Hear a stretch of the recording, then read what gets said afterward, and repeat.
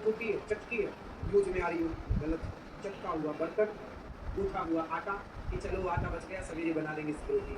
ये सब दरिद्रता को निमंत्रण देता है। जिनके यहाँ बासे आटे की रोटी बनती है, जिसके यहाँ बर्तन रात में जूठे पड़ी रहते हैं, रसोई बिल्कुल गंदी पड़ी रहती है, अन्नपूर्णा, वो अन्नपूर्णा मंदिर है, वो मंदिर अशुद्ध हुआ तो वहाँ से जितनी एनर्जी, पॉजिटिविटी एनर्जी है, अन्नपूर्णा माँ की कृपा है, वो वहाँ से हट जाएगी। इसलिए बात समझो, बहुत साइंटिफिक बातें हैं हमारे शास्त्रों। पहले क्या होता था, माताएं भोजन बनाने के बाद तुरंत रसोई को गाय के गोबर से चूल्हे को लीपा करती थी। ये दौर किस किस में देखा है पुराना?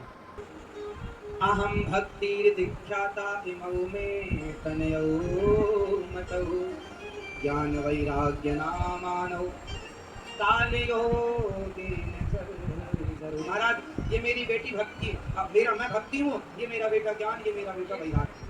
नारद जी बोले भक्ति तुम 16 साल की और ज्ञान वैराग्य उठा। महाराज ये कलयुग है, महाराज मेरा दुख। नारद जी ने कहा मैं क्या सेवा करूं भक्ति? भक्ति ने कहा महाराज मेरा दुख दूर कर दो। आज के जमाने में लोग क्यों परेशान हैं? त्याग नहीं, क्या नहीं है? जोर से, क्या नहीं है? जोर से, मेरी माँ त्याग छोड़ता नहीं है कुछ। 100 गालियां सुनकर भी, 100 बातें सुनकर भी आदमी घर पे खड़ा। तुलसीदास जी अच्छे हैं कि एक बात में वैराग हो गए, त्याग किए। तुलसीदास जी के अंदर त्याग था तो एक बात में सब त्याग दिया। पर आप लोग तो 100 बातें सुन के भी कुछ नहीं छूट रहा है। बोलो हाँ। अच्छा ये बताओ, तुलसीदास जी की पत्नी ने क्या बोला था? तुलसीदास जी के उनको वैराग्य हो गया कि पत्नी ने कहा कि स्वामी जी जितना प्रेम हमसे करते हो इतना रघुनाथ जी से करोगे तो कल्याण हो जाएगा। इतना कहा कि पलट कर कभी पत्नी की ओर देखा। हम आपसे ये नहीं कहते कि अपनी पत्नी को छोड़ दो, लेकिन पत्नी के साथ रहो, पर कैसे रहो? बच्चे हो गए ना आपके, तो अब पति पत्नी तुम साथ में रहो, पर भोगों से मन को हटाओ। भोगों से मन हटाओ। भोगों में जब तक उलझे रहोगे, वासनाओं में जब तक उलझे रहोगे, तब तक तुम मरे हुए हो, मुर्दे हो।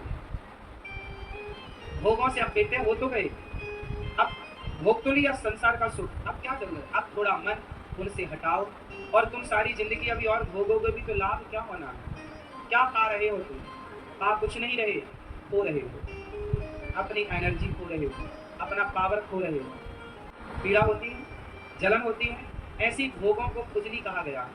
खुजलाने का बड़ा सुख लगता है, पर ये जितना सुखदायी है उससे करोड़ों गुना दुखदायी है। ये बात आप हमारे इस इशारे को समझिए कि पति पत्नी रहे साथ में बुरा नहीं है, पर भोगी बनकर नहीं, परम योगी परम भक्त बनकर के रहो। साथ में ही रहो, पर अपने मन को जीत करके रहो। कंट्रोलिंग पावर ले आओ, ब्रेक लगाओ। बस अब चित्त को ईश्वर, जो एनर्जी आपकी नाभि से नीचे जा रही है, अब उस एनर्जी को नाभि के ऊपर लाकर अपने हृदय में केंद्रित करो, ताकि हृदय में बैठी परम पिता परमात्मा को एनर्जी की, उसको उसके ध्यान में भी तो एनर्जी चाहिए ना। तो ध्यान में एनर्जी लगे, ईश्वर में एनर्जी लगे, भगवान के चिंतन में मन लगे, विषय वासना से मन हटे। बुढ़ापे में भी बूढ़े लोग भी विषयों में पड़े हैं उलझे। 70 साल की उम्र में कुछ लोग शादियां करा रहे हैं। जो उम्र भगवान के चिंतन के लिए है, उस उम्र में लोग शादियां कर रहे हैं। बोलो हाँ या ना? अब बताओ कैसे इनका उद्धार होगा, कैसे इनका कल्याण होगा? याद हो, मन पर कंट्रोलिंग पावर हो। वो व्यक्ति समझदार है जो अपने मन को अपने वश में रखता है। वो व्यक्ति मूर्ख है जिसका मन जरूरत से ज्यादा चंचल है, भाग ही रहा मन। क्या करोगे ऐसे चंचल मन का? इसलिए साधो, जो मन को साधता है उसी का नाम साधु है। साधु धर्म संस्थापनार्थाय संभवामि युगे युगे परित्राणाय साधु। जो साधता है मन को उसी को साधु कहते हैं। अब साधु बन जाओ। साधु का मतलब ये नहीं कि दाढ़ी मूछें बढ़ा के तुम बाबा जी बने घूमो। साधु का मतलब गृहस्थ में रहकर भी व्यक्ति मन को साधना से जोड़ दे ईश्वर से, तो साधु है, गृहस्थ संत है। राम के गुरु गृहस्थ संत थे, वशिष्ठ जी अरुंधति साथ में रहते थे। बस राम के गुरु कौन? वशिष्ठ जी। साधु है या नहीं? बोलो हाँ। साथ में रहते पति पत्नी, पर कैसे रहते? साधुओं की तरह। हाँ है ना? 14 साल राम और सीता कैसे रहे? बोलो मेरी माँ। यदि राम जी में संयम ना होता तो 14 साल तक वनवास के दौरान ही लवकुश ना पैदा हो जाते, यदि मन में कंट्रोलिंग पावर ना होती।